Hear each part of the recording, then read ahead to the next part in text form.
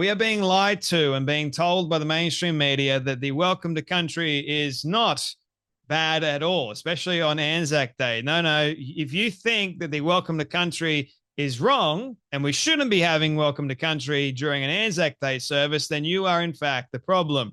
Mainstream media, honestly, I don't know why you don't hate them nearly enough, but they just love to gaslight. They love to twist things. They love to post things about a particular agenda, and really it infuriates me. Now, the welcome to country that took place on Anzac Day, I've made a number of videos about it already. Stephen Shafura, who I follow over on X, has made a brilliant video that I'll show you in just a moment about the mainstream media showing us that, hey, if you think that the welcome to country that took place on Anzac Day was disgusting and despicable, no, you are disgusting and despicable for thinking that. The gaslighting is actually horrendous. But guess what, ladies and gentlemen? The welcome to country is a lot more worse than you think it actually is.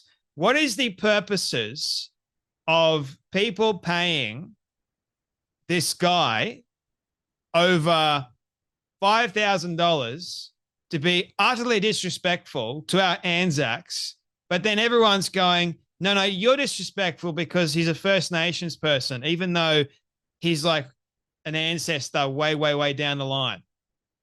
Like, it's interesting to me how everyone is like, and the vast majority of people that are actually attacking the ones that don't think that welcome to country should be during Anzac Day, it's way overdone, happen to be a lot of immigrants, believe it or not. Like, it's quite interesting, isn't it? But have a watch of Stephen Shafura's video, and then we'll make a couple of comments after that.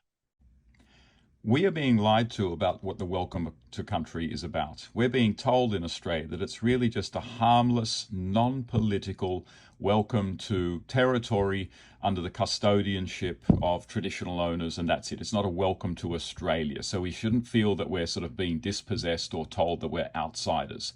Wrong. This is an article published in the Sydney Morning Herald the day after the infamous welcome to country at the last Anzac Day. It's published by Associate Professor of Indigenous Studies at Melbourne University, Jessa Rogers. And she explains exactly what a welcome to country is. And here we go. When a welcome to country is performed, it is about recognizing that wherever you stand on this vast continent, that is, wherever you stand, you are on someone's sovereign, unceded land. Okay, so every square inch of Australia is sovereign, unceded Indigenous land. Okay, what do we mean by sovereignty? Well, the word sovereign is defined by the Cambridge Dictionary as having the highest power or being completely independent. So every inch of Australia, and whenever a welcome to country is declared, we are being told that that territory, that land that we are on, the highest power, the highest independent power in that land is actually Indigenous authority, that particular tribe. How is that not political? We're basically being told that the Australian government is not the highest authority on that land, or the Australian people is the highest authority, but that Indigenous tribe is the highest authority. That is a political concept. What does the word cede mean? That, again, we are told that every bit of territory in Australia is unceded. Well, to cede, again, according to the Cambridge Dictionary, to allow someone else to have or own something. So again, what we are being told in every welcome to country is that the land that we are on is in actual fact land that does not belong to Australians, because it has never been handed over, it has never been ceded. It is land that belongs to that traditional tribe. So every welcome to country is a political declaration that that land is sovereignly controlled by Indigenous Australians, that it has never ever been ceded over, and therefore the Australians on it are being welcomed because in actual fact they are outsiders. And without that welcome, they have absolutely no right to be on someone else's sovereign land. That is what the welcome to country is about, and that's why we should reject it. Jessa Rogers, Associate Professor of Indigenous Studies in Melbourne University. Now, I'll stop you right there. That's all you need to know about the bias behind the article that you guys just heard Stephen Shafura point out. We are being told that the welcome to country that was heard on Anzac Day wasn't a welcome to Australia or a welcome to the land that we're standing on. No, the welcome to country that I heard, that this dingbat in the hat couldn't even remove his hat. That just shows us a massive sign of disrespect. But no, the welcome to country that I heard was all about him, not about the actual Indigenous Australians that were Anzacs and fought alongside European Australians. But the thing is, it's just a way to divide Australians even more, as I've said many times. I don't really think the Indigenous Australians cared too much. I think they just saw their fellow Australian right beside them and they were like, I'm fighting for Australia because I am Australian. I'm being patriotic. But what I heard in the Welcome to Country ceremony in Melbourne, which is why a lot of people were fed up and sick of it, was what about the Anzacs? Not once did he mention the Anzacs. Not once at all. I could not believe my ears or my eyes. What I was seeing take place. The level of disgusting disrespect. And of course, he can get away with it because he claims to be Aboriginal. Here in Australia, if you are on the woke left, let's say, which the mainstream media actually is, if you stand up for what is right and you point something out that is actually disrespectful and horrible, and the veterans did just that, guess what? The veterans are now blamed to be neo-Nazis and something really disgusting. Not the one that did the welcome to country. No. You're the problem. You're the problem for thinking that the welcome to country at Anzac Day was disrespectful and disgusting to all of the ones that went and bled and died and didn't actually return. That fought for our freedom. That fought so that dingbat could get up there and be utterly disrespectful. And the veterans, I felt for the veterans, man, because they had enough. They didn't want this to happen. It's a day for them. It's Australia's most solemn and sacred day. And yet they had to make it political. They had to make it about Aboriginals. Not all Australians. They had to make it about Aboriginals. And not once did the dingbat mention the Aboriginal Indigenous Anzacs. Not once. It's Bungarang country. It's my father's country. Father's land. You're standing on his land. So be respectful of my father's land. Hello? No one, not even your damn father, owns land that anyone's standing on. Just because you claim to be First Nations or whatever else. I hate to break it to you, but it's everyone's. It's Australians. We can stand on it, and I don't need to be welcome to it at all. Okay, if I'm coming into somebody's house, I say, okay, welcome. I don't do this great big ceremony. Hey, how you going? Come on in. Fantastic. But when it's Anzac Day, it's a different story. Don't welcome Anzacs to their own damn country, for goodness sake. That is ludicrous. The country they fought for.